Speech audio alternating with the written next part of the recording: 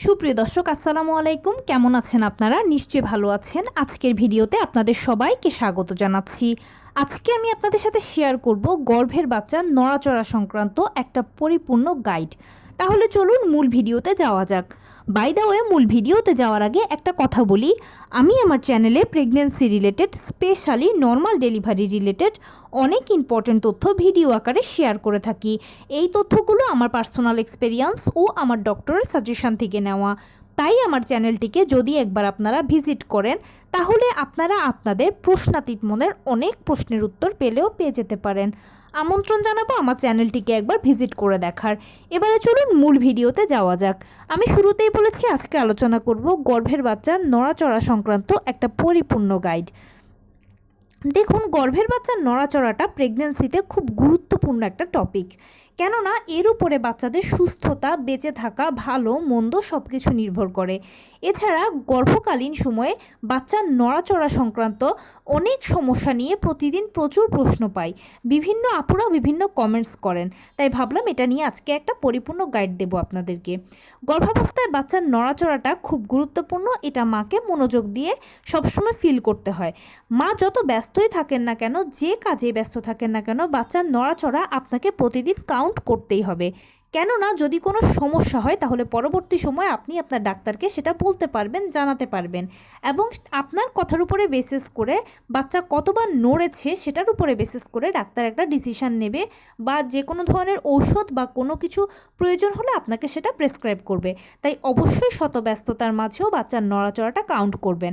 এবারে বলছি বাচ্চার নড়াচড়াটা কিভাবে কাউন্ট করবেন। বাচ্চারা যদি সারাদিনে 10 বার নড়ে তাহলে সেই বাচ্চাটা ভালো আছে, সুস্থ আছে। আর সারাদিনে এই 10 বার নড়াচড়াটা আপনাকে গুনতে হবে। কিভাবে গুনবেন সেটা গুনার একটা সহজ বুদ্ধি হচ্ছে, 3 বেলা খাবারের পরে বাম কাত হয়ে শুয়ে পড়বেন। বাচ্চারা খাবারের পরে ভরা পেটে একটু বেশি নড়াচড়া করে, তাই বাম কাত হয়ে শুয়ে পড়লে নড়াচড়াটা ভালো পাবেন। বাম কাত হয়ে যখন শুয়ে পড়বেন খাবারের পরে, তখন দেখবেন যে বাচ্চা 3 বার নড়ছে কিনা। যদি প্রতিবেলা 3 বার করে নড়ে তাহলে 3 তিরিকে 9 বার। আর সারাদিনে সকল কাজের মাঝে আপনি তো একবার বুঝতে পারবেন, এ হয়ে গেল 10 বার। যদি 10 বারের কম হয়, মানে 7 বার বা 8 বার বা 9 বারও হয়, তাহলেও সমস্যার কিছু নেই, চিন্তার কিছু নেই, ঠিক আছে। হয়তো এখন বুঝতে পারেননি, আস্তে আস্তে বুঝতে পারবেন বা পরের দিন বুঝতে পারবেন, এরকমটা। কিন্তু যদি 10 বারের বেশি নড়ে, অনেকে বলেন যে আপু 15 বার, 20 বার, এমনকি অনেকে কাউন্ট করতে করতে 70, 80, 100তেও চলে যায়। তো এতবার নড়লেও কিন্তু অসুবিধার কিছু নেই, ঠিক আছে। মিনিমাম 10 বার নড়লেই বাচ্চাকে আমরা সুস্থ বলে গণ্য করি। আর বেশি নড়লেও অসুবিধা নেই, 7, 8 বা 9 বারও ঠিক আছে নড়াচড়াটা। এখন কখন বাচ্চার নড়াচড়াটা অনেক বেশি ডেঞ্জারাস বা কখন টেনশনের বিষয়, যখন দেখবেন যে 24 ঘন্টার মধ্যে, রিপিট করছি 24 ঘন্টার মধ্যে, মানে পুরো একদিনের মধ্যে আপনার বাচ্চা একবার কিংবা দুবার নড়েছে, তখন অবশ্যই টেনশনের বিষয়। তবে এখানে একটা ইনফরমেশান দেই, যখন আপনারা বাচ্চার নড়াচড়াটা বুঝতে পারছেন না, তখন যেটা প্রথমে খেয়াল করবেন যে টেনশন করবেন না, কেননা টেনশন মনে ও মাথায় নিয়ে যখন আপনি নড়াচড়াটা ফিল করার চেষ্টা করবেন, তখন অনেক সময় টেনশনের কারণে নাও বুঝতে পারেন, বা হয়তো যেটা চাচ্ছেন বা আপনি যেরকম চাচ্ছেন সেরকম না মিলতেও পারে। তাই প্রথমে টেনশন করবেন না, টেনশনটা বাদ দিয়ে নড়াচড়াটা ফিল করার চেষ্টা করুন। যদি কিছু এখন না হয় তাহলে কিছুক্ষণ পরে চেষ্টা করুন, আবার কিছুক্ষণ পরে আবার ট্রাই করুন। এভাবে কতক্ষণ পর পর ট্রাই করুন, দেখবেন হয়তো বুঝতে পারছেন। এখন অনেকে আছেন বুঝতে পারেন না, তখন সেক্ষেত্রে কি করবেন, ঘরে যদি মিষ্টি জাতীয় কিছু থাকে তাহলে খেয়ে বাম কাত হয়ে শুয়ে পড়বেন। এবারে মিষ্টি জাতীয় যদি কিছু না থাকে তাহলে বেশি করে চিনি দিয়ে 1 গ্লাস শরবত খেয়ে বাম কাত হয়ে শুয়ে পড়বেন। দেখবেন যে বাচ্চার নড়াচড়াটা হয়তো বুঝতে পারছেন, কেননা বাচ্চারা মিষ্টি জাতীয় খাবার খেলে একটু বেশি নড়াচড়া করে। এই বুদ্ধিটা কাজে লাগাতে পারেন। কিন্তু সব বুদ্ধি কাজে লাগানোর পরেও যখন দেখছেন যে 24 ঘন্টার মধ্যে আপনার বাচ্চা একবার বা দুবার নড়েছে বা নড়েইনি, আপনি চেষ্টা করার পরেও সে বুঝতে পারেনি যে সে নড়ছে, তখন সেক্ষেত্রে দেরি না করে ডাক্তারের সাথে সরাসরি যোগাযোগ করবেন। যত দ্রুত যোগাযোগ করবেন তত দ্রুতই হয়তো সমাধান পাবেন। এবারে বারবার নড়াচড়া কথাটা বলছি, প্রথম মায়েরা যারা আছেন, মানে যারা প্রথমবার মা হতে যাচ্ছেন, তারা হয়তো প্রশ্ন মনে আসতে পারে যে কখন বুঝবো নড়াচড়াটা বাচ্চার। আপনি যখন 5 মাসের গর্ভবতী থাকবেন তখন থেকেই বুঝতে পারবেন বাচ্চার নড়াচড়াটা। অনেক ক্ষেত্রে দ্বিতীয়বার বা তৃতীয়বার যারা মা হন তারা চতুর্থ মাস থেকেই বুঝতে পারেন, বা অনেকেই আছেন চতুর্থ মাস থেকে বুঝতে পারেন। এখন চতুর্থ মাস থেকে যদি বুঝতে পারেন তাহলে সমস্যার কিছু নেই, ভালোই তো, আপনি আগেই বুঝলেন। কিন্তু বেসিক্যালি বা নর্মালি বা জেনারেলি যেটা হয় সেটা হচ্ছে যে 5 মাস থেকেই মায়েরা বুঝতে পারেন বাচ্চার নড়াচড়াটা। এবারে 5 মাসে যখন একটা বাচ্চা নড়াচড়া করবে তখন কি সে হাত পা নাড়বে, মাথা দোলাবে? না, এগুলো সে করবে না, এগুলো সে আরও পরে করবে। তাহলে সে তখন কি করবে? সে 5 মাসে মানে প্রথম দিকে আপনি যখন বুঝতে পারবেন তার নড়াচড়াটা, তখন সেটা হবে কিছু শব্দের মতো, কিছু অনুভূতির মতো। সেটা কীরকম? সেটা হচ্ছে কেউ কেউ বলে যে আমার পেটের মধ্যে বুঝি প্রজাপতি উড়ে গেল, আমার পেটের মধ্যে বুঝি একটা ঘড়ির মতো টিকটিক শব্দ হলো, আমার পেটের মধ্যে কিছু মনে হয় যেন ঘুরছে, কিছু মনে হচ্ছে যেন ঢেউয়ের মতো ভাসছে, আবার মনে হচ্ছে যেন হৃৎপিণ্ডের টিকটিক শব্দ পেলাম।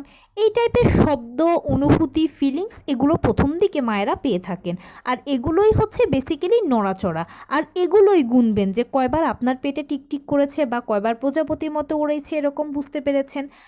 প্রথম দিকে খুব হালকা থাকে, তাই প্রথম দিকে ঘাবড়ানোর কিছু নেই, একটু ভালোভাবে বোঝার চেষ্টা করবেন। এরপরে যখন সময় এগোবে মানে 6 মাস, 7 মাস, 8 মাস, 9 মাসের দিকে যাবেন, তখন এগুলো আরও স্ট্রং হবে। বাচ্চা আপনাকে অলরেডি তখন লাথি মারতে শুরু করবে, কুনুই দিয়ে গুঁতো দিতে শুরু করবে, নখ দিয়ে খামছাবে, মাথা দোলাবে। এই ধরনের স্ট্রং ফিলিংসগুলো যত সময় বাড়বে ততই আপনি পেতে পারেন। এরপরে অনেকে প্রশ্ন করেন যে আপু, অনেক সময় মনে হলো আমার পেটের নিচ দিয়ে একটা বাচ্চা নড়াচড়া করলো, মনে হলো বুঝি উপরের দিকে, মনে হলো ডানে, মনে হলো বামে, কতক্ষণ পরপর এরকম কেন লাগে? মাঝে মাঝে এই ধরনের লাগার কারণ হচ্ছে যে বাচ্চারা ওই সময় ঘুরে, আর বাচ্চারা যখন ঘুরে তখন কখনো নিচের দিকে যায়, কখনো ডানে যায়, কখনো বামে যায়, কখনো উপরে যায়। সো এটা নিয়ে টেনশন করার কোনো কিছু নেই।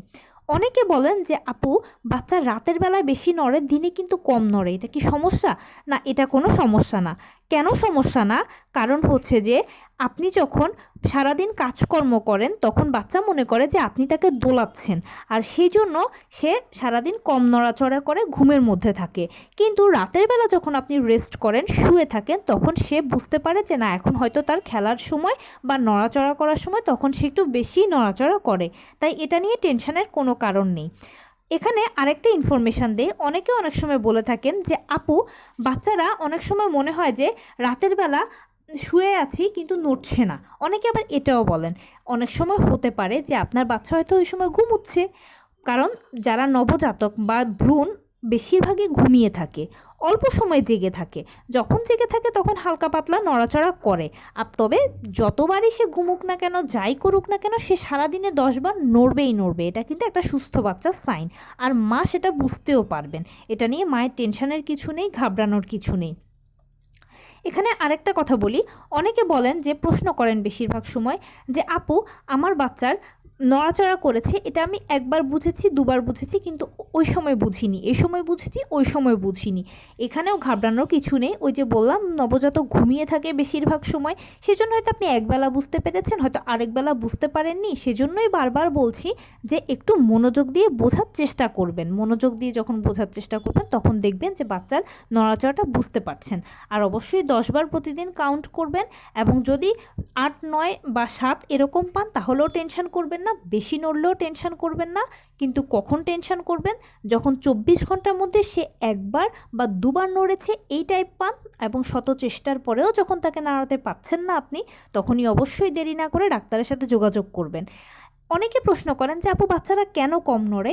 বাচ্চারা কম নড়ার পেছনে কিছু কারণ আছে, এখন সেগুলো বলছি। সেই কারণগুলো হচ্ছে, হতে পারে সে অক্সিজেন কম পাচ্ছে, হতে পারে সে রক্ত সরবরাহ তার কম যাচ্ছে, তার পর্যাপ্ত পরিমাণে পুষ্টি সে পাচ্ছে না।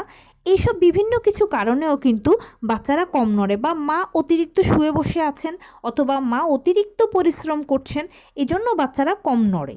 তো এক্ষেত্রে কাজ হচ্ছে যে, বা প্রেগন্যান্সি পিরিয়ডে মায়ের যেটা করণীয়, বাচ্চাকে সুস্থ রাখতে হলে এবং মা নিজেও সুস্থ থাকতে হলে পর্যাপ্ত পরিমাণে পুষ্টিকর খাবার খাবেন, ফ্রেশ বাতাসে হাঁটাচলা করার চেষ্টা করবেন, প্লাস নিয়মিত টুকটাক কায়িক শ্রম করবেন, ব্যায়াম করবেন, হাঁটাচলা করবেন।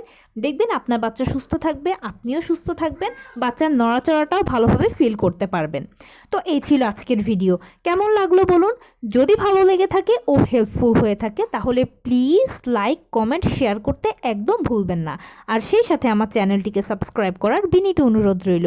পাশে থাকা বেল আইকনটি ক্লিক করে দেবেন যেন আমি ভিডিও আপলোড করার সাথে সাথে আপনার নোটিফিকেশান পেয়ে যান। যদি কোনো প্রশ্ন থাকে আমাকে কমেন্টসে জানাবেন, আমি রিপ্লাই দেব। প্লাস যদি কোনো পরামর্শ থাকে যে কোন বিষয়ের উপরে ভিডিও করলে আপনারা উপকৃত হবেন সেটাও জানাবেন। আমি আপনাদের পছন্দের সর্বোচ্চ প্রায়োরিটি দেব। ভালো থাকবেন, সুস্থ থাকবেন। আসসালামু আলাইকুম।